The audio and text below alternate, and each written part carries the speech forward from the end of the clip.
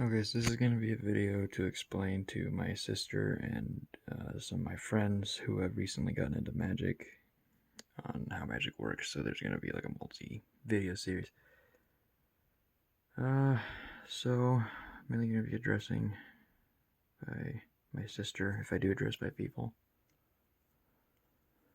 Anyways, so that's just what this is. And I don't have a stand, so do forgive the shaky. Alright, so with this part of MTG, we're going to be explaining the different types of cards that are within Magic.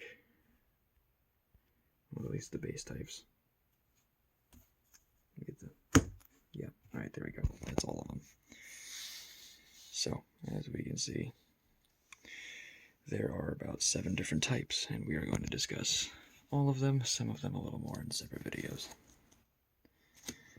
Now, we're actually going to worry about this 7th one here later. So first up, we're going to talk about creatures. Creatures are kind of like the soldiers, I guess. I don't know exactly how to explain it. But they... So creatures are cast in through creature spells. That is how you bring them in. And what they do, and well, they can do basically any different type of thing depending on this right here. However, their main thing that they are commonly can be used for is for attacking or defending yourself within Commander or Standard. However, this is more of a Commander thing because, I don't know, it's better. So, as you can see, as soon as creatures is played, some effects will not be available right off the get-go. However, this is an effect that is available as soon as it comes in, because this here is whenever, and that is not something that would be affected by summoning sickness, which is something that we will get into later. So, as you can see, down here it has an attack. It has 3 attack and 4 health, or 3 power and 4 toughness. I think attack and health is a lot easier than power and toughness. It's just shorter and easier to remember and stuff. That's basically the creature in a nutshell. I'm trying to make this as simplistic and quick as possible. Up next we have a much more complicated version of a creature, and so much that it's actually not really a creature. These are known as planeswalkers. Now, planeswalkers' abilities, unlike creatures, you can use them right off the get-go. However, they cannot attack, nor can they block, but they can be attacked. And you can block them using your creatures. As you can see, this here is Lord... Yeah, it's... Yeah, you can basically read it off on the card. Now, these are known as loyalty counters. I call them ticks, because that's like up tick and down tick. You can use a die or a counter or just plain memory if you have one that's good enough to memorize what this is at. So when you play it, it will start off on the value that is right there. Once it is played, you can use one of these per turn, unless if you have something that allows you to do it multiple times. So if I were to uptick him here if I use this ability, he would go up by 2, resulting in that being a total of 7. And then I would discard a card and draw a card, or draw 2 cards if I discarded a land card. If I can just focus in on this.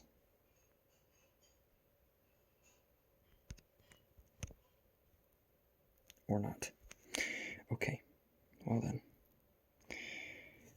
And if I wanted to downtick him, let's say I play him, he's at 5 because I just now played him, and then I do -3 to bring 2 lands out of my graveyard, and then into the battlefield, he would -2 and go down to 3. Or he'd -3 and go down to 2, sorry, because that's a -3 right there. So he'd be down at 2. What happens if when the loyalty counter goes to 0, then the planeswalker will die. In a sense. Like I said, to make things easier. Now, other than creatures, there are other things that can allow you to do different types of things throughout the game. And they're... I don't know exactly how to describe it. Whatever. These are known as enchantments. Enchantments can be in different forms. They can be in things such as an aura, or just regular old enchantment, or a curse, even. So as you see, this here is an enchantment. I would play that for 5 mana. And the effects would be that every time I play a land, I get a elemental creature with 2 attack and 2 health. So that's only whenever I have this thing active and on the field. I don't know why I'm moving it around so much. What am I doing? As you can see. And there are different forms of this. Many have different types of effects and abilities. Some are even known as enchantment sagas, which I will show you an example now. This here is an enchantment saga. Enchantment sagas work kind of like an enchantment, but in the sense that this is temporary. So when you first play this, the first one will happen, and this enchantment will cause everybody to sacrifice a creature, and this will remain on the battlefield. Now this is more of an effect that happens with instants or sorceries. However, due to the fact that it is an enchantment, unlike an instant or sorcery, it will not go to the graveyard as soon as you use it. However, it will go to the graveyard once as soon as its final effect is taken. It will be gone. So this is like it's a less permanent enchantment. However, it allows you to do multiple things by spending the mana on a single turn. You'll have stuff that will happen forwards. So once soon as your turn is over and this has been done, as soon as your turn begins, at that very moment, the second part will begin. And this will not happen, as it has already happened. Only this will happen on the second point. So you first play it, this happens. Your second, and then after that, your turn comes up, this will happen. And on the third and final, this will happen, and then it will immediately go away.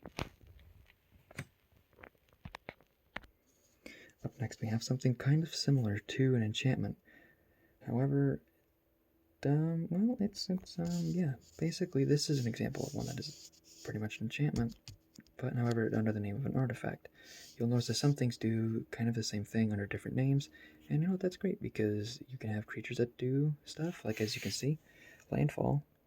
On my creature here, that is an ability that happens whenever land enters the battlefield. And then this is basically landfall. It just doesn't have landfall set in it. It just says whenever land enters a battlefield.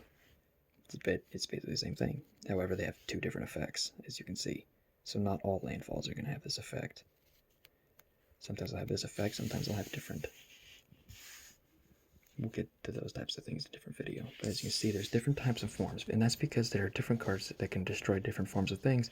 There are some cards that can destroy an enchantment, some cards that only destroy creatures, some cards that only can destroy artifacts, some that can destroy one or the other. So it's a good idea to have multiple different types, so that way, no matter what happens, you'll always have a little bit of something.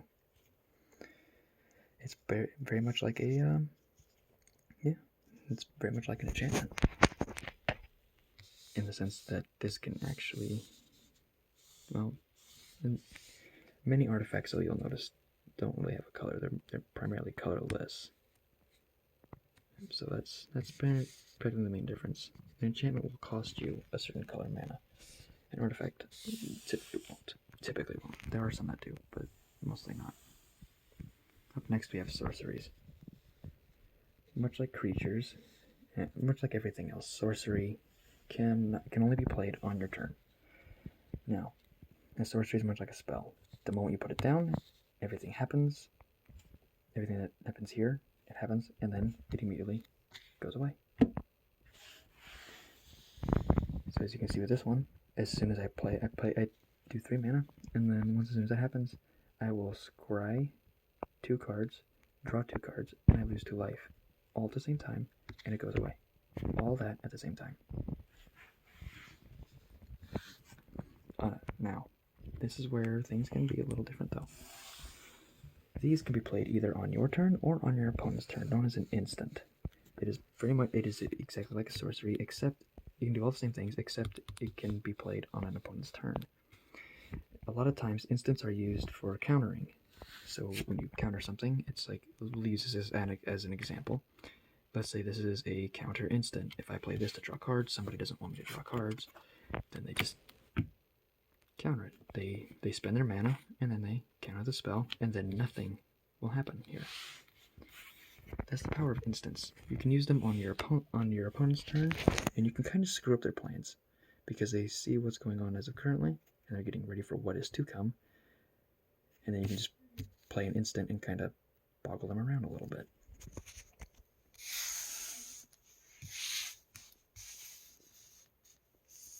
So, these are the main base cards that we'll be covering.